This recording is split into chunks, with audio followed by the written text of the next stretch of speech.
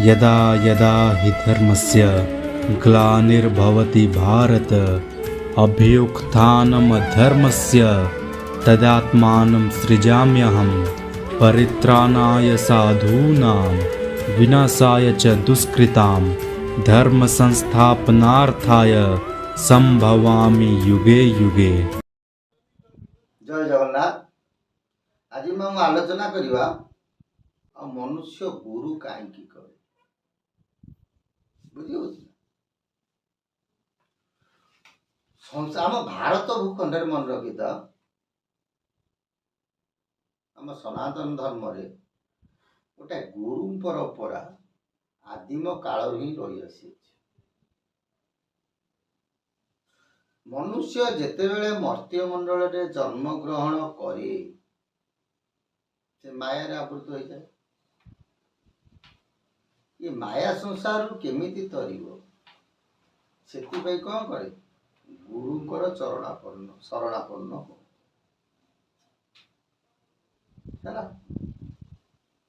सेतिपाई कहते पिता गुरु माता गुरु कर्ण गुरु दीक्षा गुरु सब एमती अच्छी गुरु अच्छा।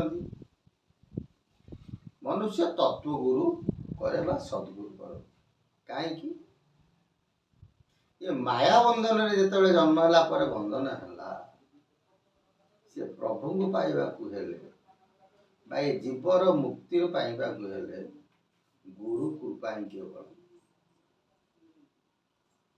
सेति पाई जशोबंत दास कहती जदि पाइबु भेट माया को बेगे काट गुरु सेविण भज सिहरी बड़ माया भी जीव नुहे का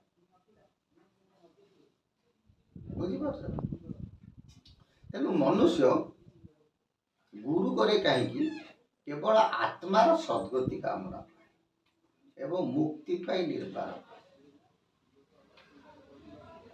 वर्तमान समय तुम देख बहुत व्यक्ति विशेष गुरु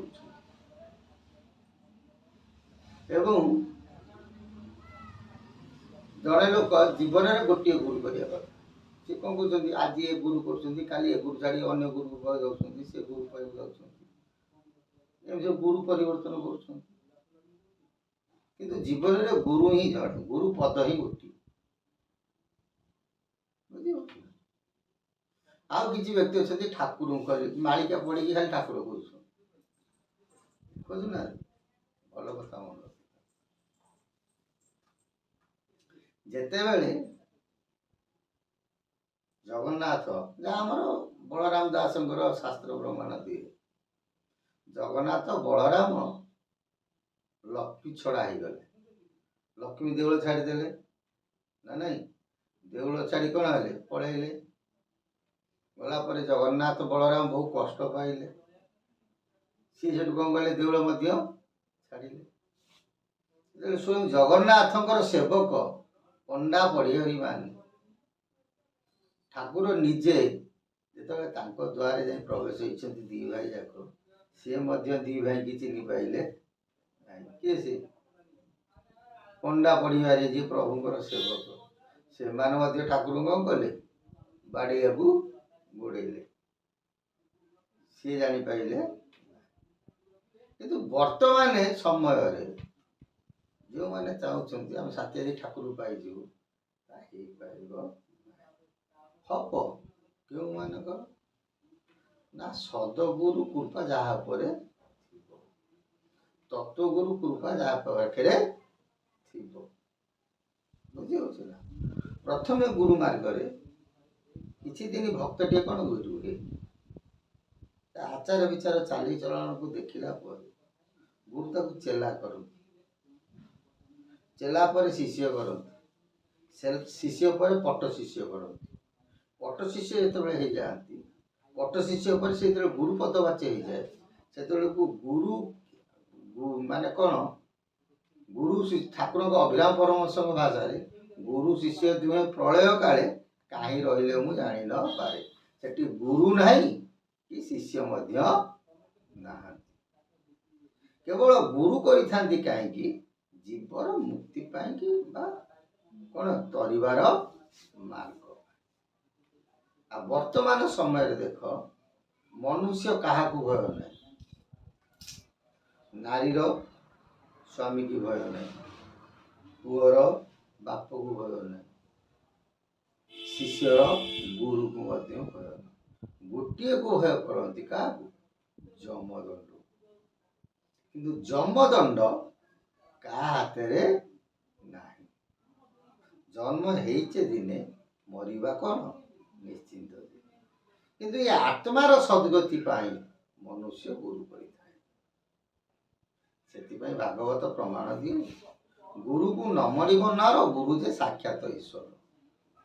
ମୁହିଁ ବସଇ ଗୁରୁ ଦେ, ମୋ ବିନୁ ଗୁରୁ ଭିନ୍ନ।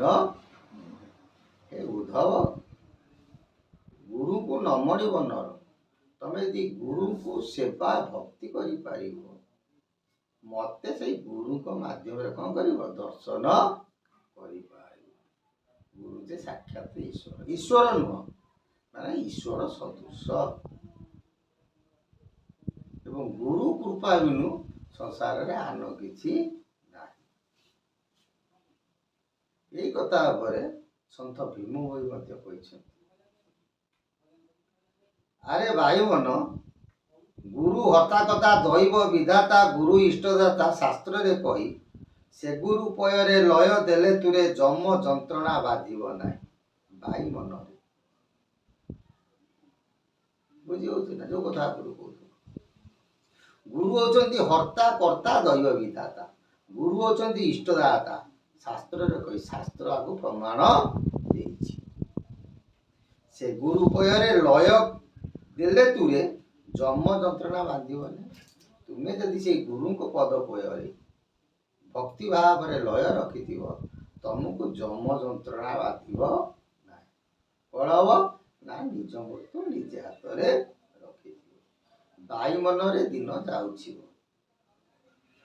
ସଂସାର ସାଗରରୁ ତରିବାକୁ ହେଲେ, ଗୁରୁ ପୟରକୁ ଦିନେ ଜପିବୁ ନାହିଁ। ତୁ ଯଦି ସଂସାର ସାଗରରୁ ତରିବାକୁ ଚାହୁଁଛୁ, ତାହେଲେ ଗୁରୁ ପଦକୁ କ'ଣ କରିବୁ? ଲୟ ରଖ।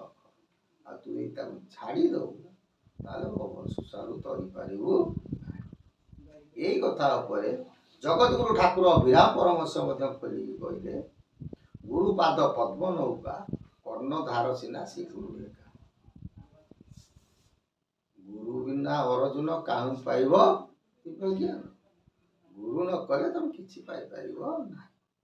ତେଣୁ ଏ ଶରୀରର ହର୍ତ୍ତା କର୍ତ୍ତା ବା ଆତ୍ମା ପୁରୁଷର ମୁକ୍ତିଦାତା ହେଉଛନ୍ତି କିଏ? ସେ ଗୁରୁ।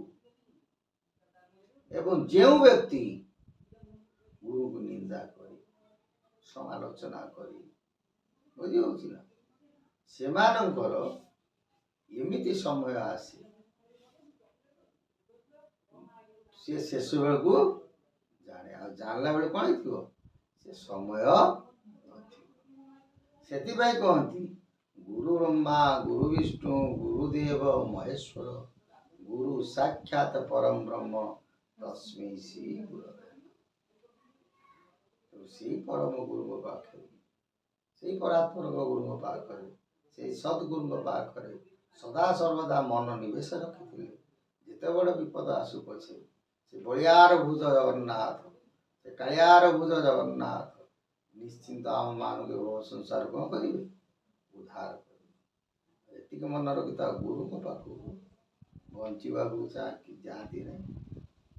କି ସୁନା ରୂପା ଟଙ୍କା ଧନ ପାଇଁ ଗୁରୁଙ୍କ ପାଖକୁ କେହି ଯାଆନ୍ତି ନାହିଁ। କୋଉଥିପାଇଁ ଯାଆନ୍ତି? କେବଳ ଆତ୍ମାର ସଦ୍ଗତି ପାଇଁ।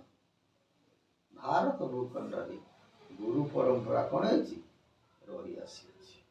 ଏବଂ ସତ୍ୟ ସନାତନ ମାନର ତିଷ୍ଠିବା ପାଇଁ ଯୁଗେ ଯୁଗେ ଗୁରୁ ପରମ୍ପରା ଏ ମର୍ତ୍ତ୍ୟମଣ୍ଡଳରେ କ'ଣ ବିଦ୍ୟମାନ। ଏଥର ବୁଝିପାରିଲେ? ତେଣୁ ଗୁରୁ କୃପା ନହେଲେ ମନୁଷ୍ୟ ବା ଜୀବାତ୍ମାର ଉଦ୍ଧାର ନଥାଏ। ଏବଂ ଗୁରୁକୁ ଯେଉଁମାନେ ନିନ୍ଦା କରନ୍ତି, ସେମାନେ କ'ଣ ଅହୀନ ଘରେ ବାସ କରିଥାନ୍ତି। ତାପରେ ଟପିକରେ ଆଲୋଚନା କରିବା, ବାସ୍ତବରେ ପରମ ଭକ୍ତ କିଏ? ବୁଝିପାରିଲେ? ଜୟ ଜଗନ୍ନାଥ। ପ୍ରଭୁ ସଦିଚ୍ଛା ପୂର୍ଣ୍ଣ ବୋଲ ଆନନ୍ଦେ କବା।